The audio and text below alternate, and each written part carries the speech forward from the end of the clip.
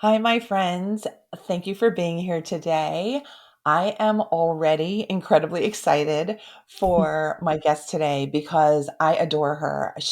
Her name is Lyndsay Phillips, and she had invited me onto her podcast a little while ago. Her show is called Leverage Your Podcast, and we had a great conversation. I so enjoyed getting to know her and her brain, and I'm very happy to welcome you here today. Thank you for being here, Lyndsay. Oh, thank you for inviting me. Yeah, you were such a rock star on my show, and not only did you help me, but you helped my audience. So can't wait to share those tips. Thank you so much. Okay. So, Lindsay's focus is podcast excellence, podcast growth, and the business of podcasting. And I was just so impressed by how even she interacted with me. Everything was organized, everything was easy to interact with. She's easy to interact with. So I wanted to bring Lindsay right on over to this show so that she could describe how to get that kind of systematizing and organization into your life and your business. So, Lindsay, can you describe how you became the expert in this area? For sure. I mean, my journey is crazy, but I'll go back only part away. So I just was a VA, like virtual assistant. And then I grew that business to have a team under me. And then there was so much that I just didn't like to do and what I love to do. And then I morphed into content marketing and was a content marketing agency. And I, of course, launched my own podcast. I've had a few over the years. And I was petrified and it was so overwhelming. I was freaking out, but I just did it anyways. My coach told me to, so I said, okay. And as I started doing it, I noticed, throughout the year, obviously it takes a while to kind of like gain that traction that everyone's like, oh my God, you're everywhere. And like, they just saw me in a different light, right? And people were coming to me as the expert. And so I really like I knew it would help my business and gain exposure, but I didn't really fully understand the impact. And it was huge. So I kept it up. And then I started doing it for some clients. And obviously, I created some systems in place for my own podcast. And then I started guesting on other shows. And then I created systems for that and was helping other clients do that. And I'm like, I love this. I need to do more of it. And obviously, it has grown so much, right, Christine? Like over the past 5 years. Yes.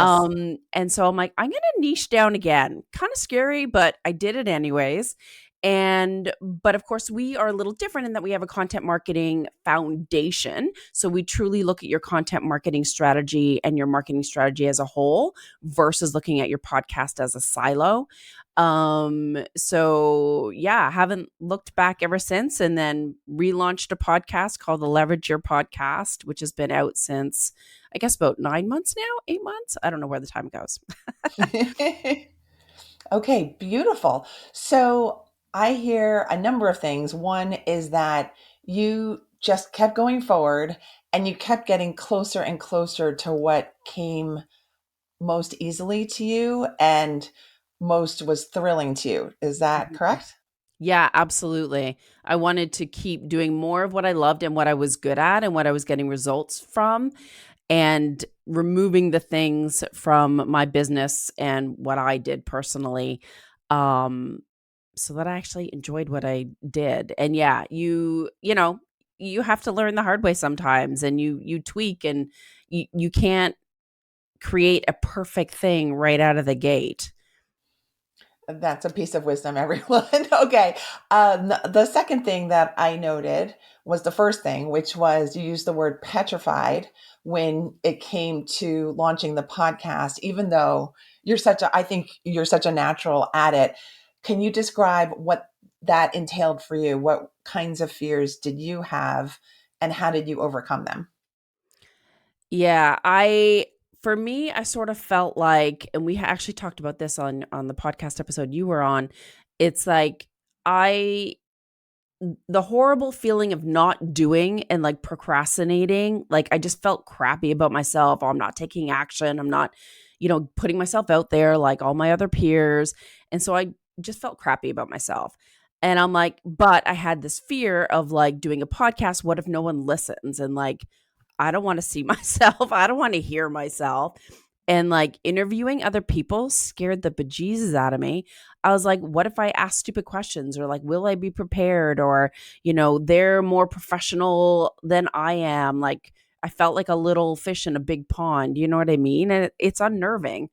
Um, and then just that fear was less than me feeling crappy about myself. So and I was backed up by like my mastermind and my coach. So I'm like, okay, I've got support, right? And they were talking me up. And so I just did it anyways. And I knew that the first bunch of episodes were going to be horrendous. They weren't going to be my best work. And it's like, I just had to get over that and just keep doing it. And then after a while, you listen back and you're like, okay, that was horrible. What can I do differently? Or even like the systems, you feel like you're banging your head against a wall, or you're like, just, it feels chaotic. And I'm like, okay, what can I do to simplify and make this less painful on myself? And so you just kind of learn as you go. Okay, beautiful. And I want everyone to go listen to Lyndsay's podcast, Leverage Your Just not the first Podcast. few episodes. Not the first few episodes, but I have a feeling Lindsay's being really hard on herself too. And I'm glad she has become much more comfortable with the format of podcasting. She is just terrific. Um, could you talk about how to develop systems to take care of yourself? Because Mm, speaking about myself, I'm someone who's a natural overcomplicator. So I will add more steps before I take them away, and I yeah. will get the new product or the new system before I even master the old one. It's that kind of treadmill.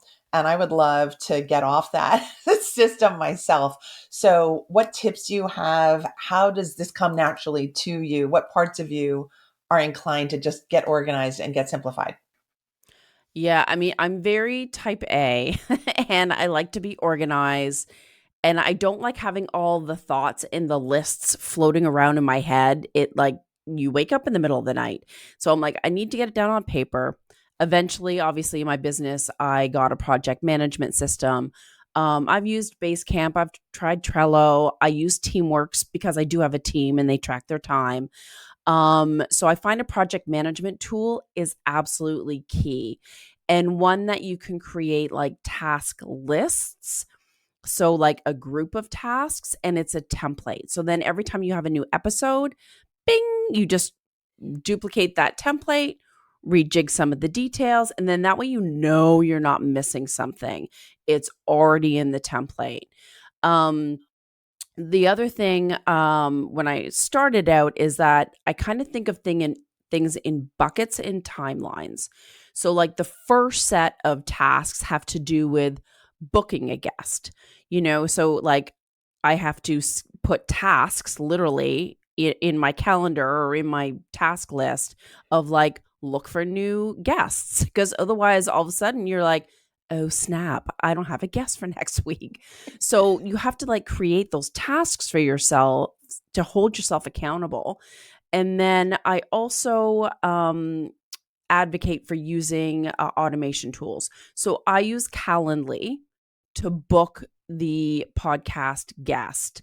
And that just makes your life so much easier. So then I only prefer to do interviews, let's say in the afternoons on Tuesday, Wednesday, Thursday. I don't want to do interviews on Mondays and Fridays. I'm going to, protect my time. And so I can set those boundaries up right away. And then you can automate. So when a guest fills out the form, they're giving me their bio, their headshot, some of the questions ahead of time, so that I don't have to do the back and forth. I don't have to search for that stuff myself. It's automatically done. And reminders go out to the guest. Here's when to join me. Here's what you need to know. So again, they have all the information they need. I have all the information that I need and my team. And then, so that's like one piece of the puzzle to kind of like just automate and like make it easy on yourself and less back and forth. Okay, wonderful. A lot of these things I kind of think I have, and a lot of these things I know I could boost in my own practice. Can Yeah. we shift to I can the expand if you want and kind of go into the production end of things if that helps. I think I was headed in the direction Okay. of thank you for that offer. I think I was headed in the direction of confidence Mm, because I think it's universal that podcasters and anyone who's doing a public facing move is going to have some sort of crisis of confidence. And mhm. I'm wondering what you tell your clients who might be delaying or who might be thinking they're not good enough or they're not professional enough or nobody's going to listen. What do you now tell people? I always ask them questions like, so for me, obviously, my area of expertise is podcasting.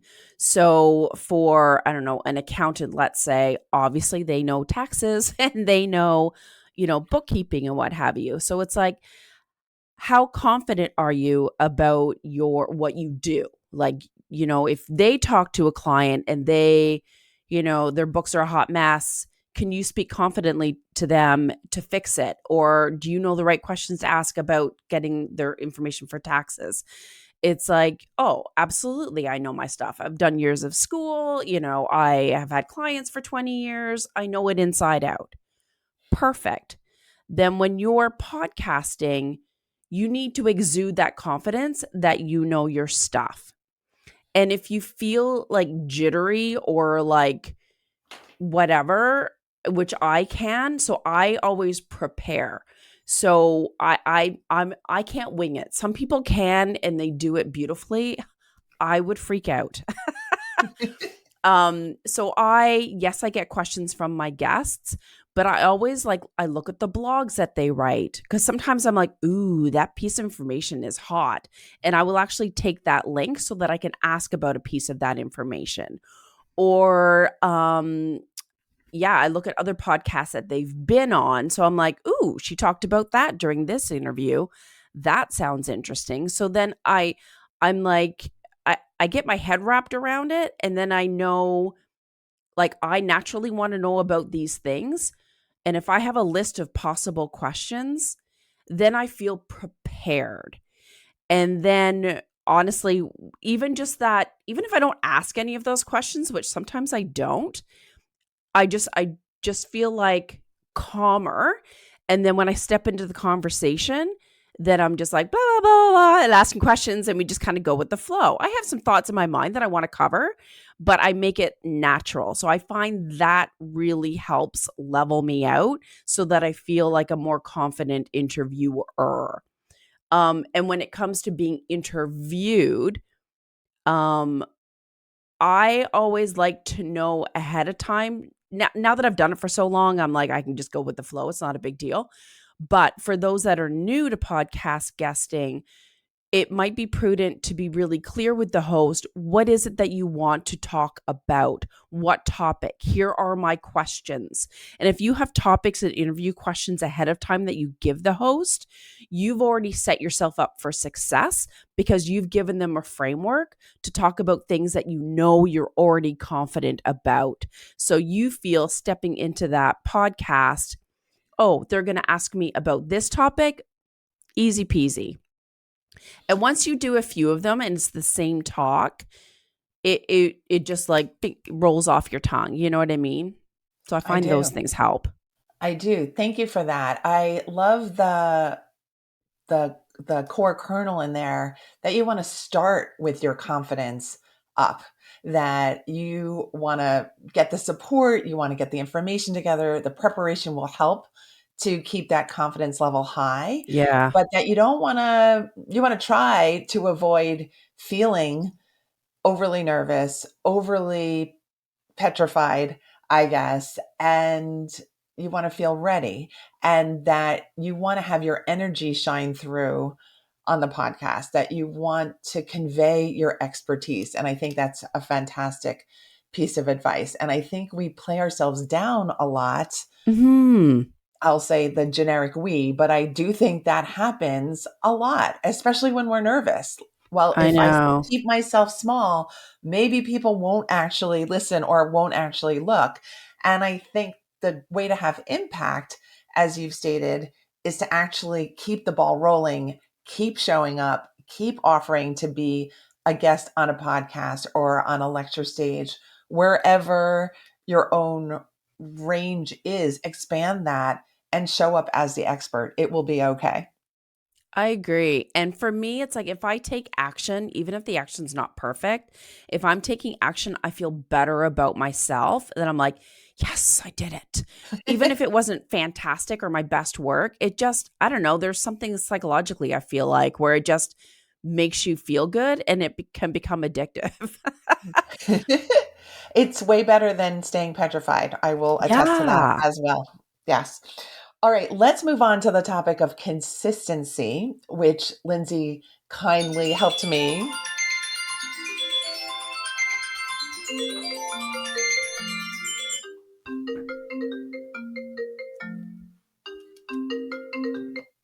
Sorry about that. that's okay.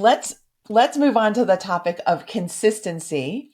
Lyndsay kindly prepared me for that topic before we pressed record, and I think she indicated the reality that many podcasters have difficulty remaining consistent with the release of their episode. And I think that does affect the attention of the audience because oftentimes the Mhm. audience is looking for a regular download of a new episode weekly or twice a week, whatever rhythm they're in. Can you give us a sense of the importance of consistency and some tips to our audience about how to stay consistent?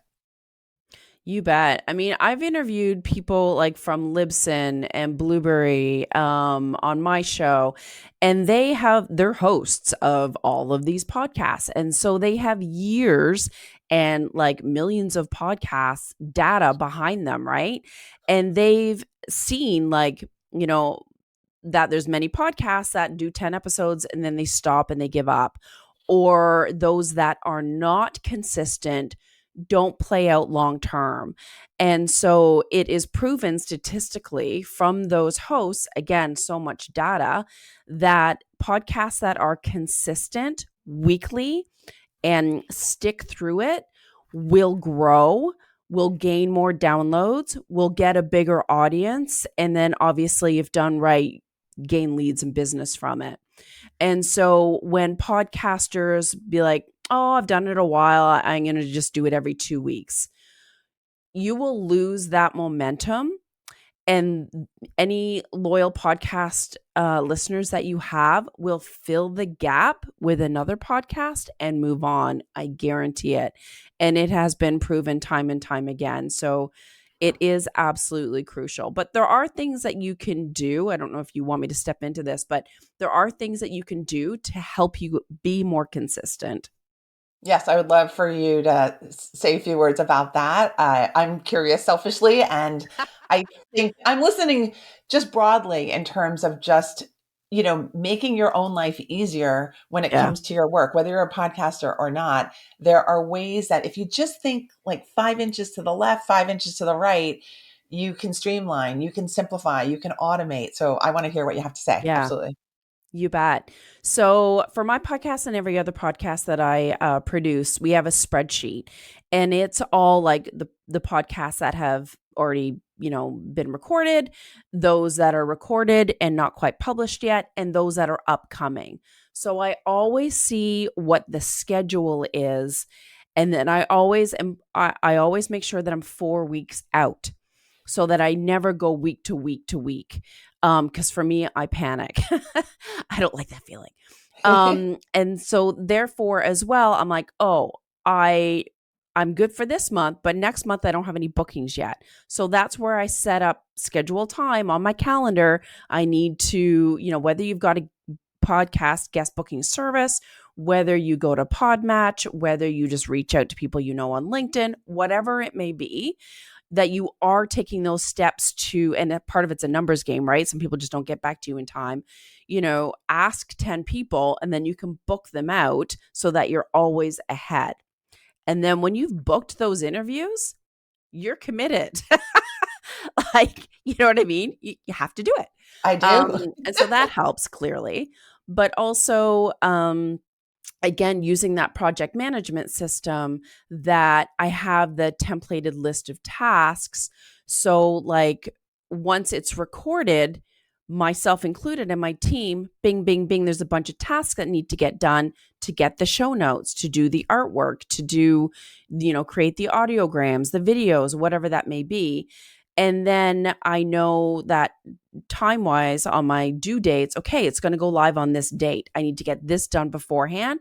I've got those tasks set up so that my team and myself, it doesn't like the day before, oh my God, it's going live tomorrow. I have to scramble and try to get this done. I don't have time.